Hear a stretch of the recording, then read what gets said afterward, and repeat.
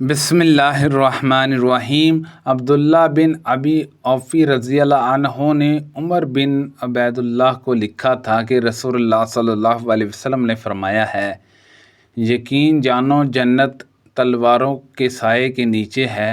اس روایت کی مطابقت اویسی نے ابن ابی الزناد کے واسطے سے کی اور ان سے موسیٰ بن عقبہ نے بیان کیا۔ ان سے رسول اللہ صلی اللہ علیہ وسلم نے فرمایا کہ سلیمان بن داؤد علیہ السلام نے فرمایا، آج رات اپنی 100 جاں راوی کو شک تھا 99 بیویوں کے پاس جاؤں گا اور ہر بیوی ایک ایک شہسوار جنے گی جو اللہ تعالیٰ کے راستے میں جہاد کریں گے۔ ان کے ساتھی نے کہا کہ انشاءاللہ بھی کہہ لیجئے، لیکن انہوں نے انشاءاللہ نہیں کہا۔ چنانچہ صرف ایک بیوی حاملہ ہوئی اور ان کے بھی آدھا بچہ پیدا ہوا۔ اس ذات کی قسم جس کے ہاتھ میں محمد صلی اللہ علیہ وسلم کی جان ہے، اگر سلیمان علیہ السلام اس وقت انشاءاللہ کہہ لیتے تو تمام بیویاں حاملہ ہوتیں اور سب کے جہاں ایسے شاہ سوار بچے پیدا ہوتے جو اللہ کے راستے میں جہاد کرتے۔ نبی کریم صلی اللہ علیہ وسلم سب سے زیادہ حسین، خوبصورت، سب سے زیادہ بہادر اور سب سے زیادہ فیض تھے۔ مدینہ طیبہ کے تمام لوگ ایک رات خوف زدہ تھے۔ آواز سنائی دی تھی اور سب لوگ اس کی طرف بڑھ رہے تھے، لیکن نبی کریم صلی اللہ علیہ وسلم اس وقت ایک گھوڑے پر سوار سب سے آگے تھے۔ جب واپس ہوئے تو فرمایا، اس گھوڑے کو دوڑانے میں ہم نے سمندر پایا۔ وہ رسول اللہ صلی اللہ علیہ وسلم کے ساتھ چل رہے تھے۔ آپ کے ساتھ اور بہت سے صحابہ بھی تھے۔ وادی حنین سے واپس تشریف لا رہے تھے کہ کچھ بدو لوگ آپ کو لپٹ گئے۔ بالآخر آپ کو مجبور ایک ببل کے درخت کے پاس جانا پڑا۔ وہاں آپ کی چادر مبارک ببل کے کاٹنے میں الجھ گئی تو ان لوگوں نے اسے لے لیا تاکہ جب آپ انہیں کچھ عنایت فرمائیں تو چادر واپس کریں۔ آپ صلی اللہ علیہ وسلم وہاں کھڑے ہو گئے اور فرمایا، میری چادر مجھے دے دو۔ اگر میرے پاس درخت کے کانٹوں جتنے بھی اونٹ بکریاں ہوتی تو میں تم میں تقسیم کر دیتا۔ مجھے تم بخیل نہیں پاؤ گے اور نہ جھوٹا اور نہ بزدل پاؤ گے۔ سعد بن ابی وقاص رضی اللہ عنہ اپنے بچوں کو یہ کلمات دعائیہ اس طرح سکھاتے تھے جیسے معلم بچوں کو لکھنا سکھاتا ہے، اور فرماتے تھے کہ نبی کریم صلی اللہ علیہ وسلم نماز کے بعد ان کلمات کے ذریعے اللہ کی پناہ مانگتے تھے۔ دعا کا ترجمہ یہ ہے، اے اللہ، بزدلی سے میں تیری پناہ مانگتا ہوں۔ اس سے تیری پناہ مانگتا ہوں کہ عمر کے سب سے ذلیل حصے میں پہنچا دیا جاؤں، اور تیری پناہ مانگتا ہوں میں دنیا کے فتنوں سے، اور تیری پناہ مانگتا ہوں قبر کے عذاب سے۔ پھر میں نے یہ حدیث جب معصب بن سعد سے بیان کی تو انہوں نے بھی اس کی تصدیق کی۔ رسول اللہ صلی اللہ علیہ وسلم فرمایا کرتے تھے، اے اللہ، میں تیری پناہ مانگتا ہوں عاجزی اور سستی سے، بزدلی اور بڑھاپے کی ذلیل حدود میں پہنچ جانے سے، اور میں تیری پناہ مانگتا ہوں زندگی اور موت کے فتنوں سے، اور میں تیری پناہ مانگتا ہوں قبر کے عذاب سے۔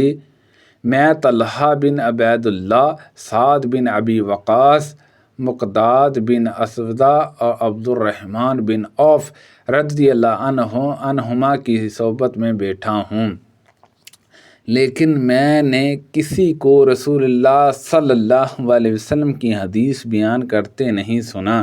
البتہ طلحہ رضی اللہ عنہ سے سنا کہ وہ احد کی جنگ کے متعلق بیان کیا کرتے تھے۔ نبی کریم صلی اللہ علیہ وسلم نے فتح مکہ کے دن فرمایا تھا کہ مکہ فتح ہونے کے بعد اب مکہ سے مدینہ کے لیے ہجرت باقی نہیں، لیکن خلوص نیت کے ساتھ جہاد اب بھی باقی ہے، اس لیے جب تمہیں جہاد کے لیے بلایا جائے تو نکل کھڑے ہو۔ رسول اللہ صلی اللہ علیہ وسلم نے فرمایا، قیامت کے دن اللہ تعالیٰ ایسے دو آدمیوں پر ہنس دے گا کہ ان میں ایک نے دوسرے کو قتل کیا تھا اور پھر بھی دونوں جنت میں داخل ہو گئے۔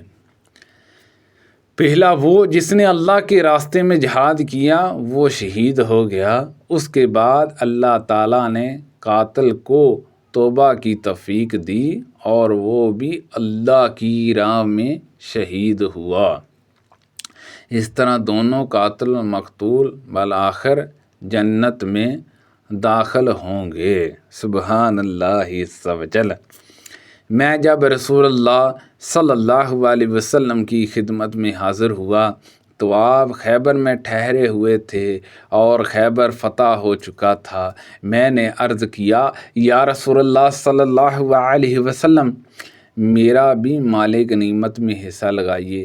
سعید بن الحصاص کے ایک لڑکے ابان بن سعید رضی اللہ عنہ نے کہا، یا رسول اللہ صلی اللہ علیہ وسلم، ان کا حصہ نہ لگائیے۔ اس پر حضرت ابو ہریرہ رضی اللہ عنہ بولے کہ یہ شخص تو ابن کوکل نعمان بن مالک رضی اللہ عنہ کا قاتل ہے۔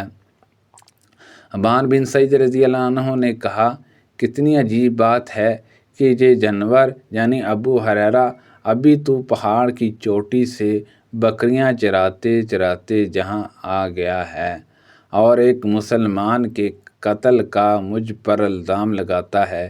اس کو یہ خبر نہیں کہ جس سے اللہ تعالیٰ نے میرے ہاتھوں سے شہادت عزت دی اور مجھے اس کے ہاتھوں سے ذلیل ہونے سے بچا لیا۔ اگر اس وقت میں مارا جاتا تو دوزخی ہوتا۔ انصابہ نے بیان کیا کہ اب مجھے یہ نہیں معلوم کہ آپ صلی اللہ علیہ وسلم نے ان کا بھی حصہ لگایا یا نہیں۔ سفیان نے بیان کیا، کہا مجھ سے سعید نے اپنے دادا کے واسطے سے بیان کیا اور انہوں نے حضرت ابو ہریرہ رضی اللہ عنہ سے ابو عبداللہ امام بخاری رحمۃ اللہ علیہ نے کہا کہ سعید سے مراد عمرو بن جہجیہ بن سعید بن عمرو بن سعید بن عاص ہے۔ حضرت ابو طلحہ زید بن سہیل رضی اللہ عنہ رسول اللہ صلی اللہ علیہ وسلم کے زمانے میں جہادوں میں شرکت کے خیال سے نفلی روزے نہیں رکھتے تھے، لیکن آپ صلی اللہ علیہ وسلم کی وفات کے بعد پھر میں نے انہیں عید الفطر اور عید الاضحیٰ کے سوا روزے کے بغیر نہیں دیکھا۔ سبحان اللہ عز و جل۔ اللہ پاک سے دعا ہے کہ اللہ پاک ان حدیثوں پر عمل کرنے کی توفیق عطا فرمائے۔ اللہ پاک ہم سب کو صحت و تندرستی عطا فرمائے۔ صدقہ جاریہ سے دوسرے لوگوں تک شیئر کیجیے۔ آمین بجاہ النبی الامین صلی اللہ علیہ وسلم۔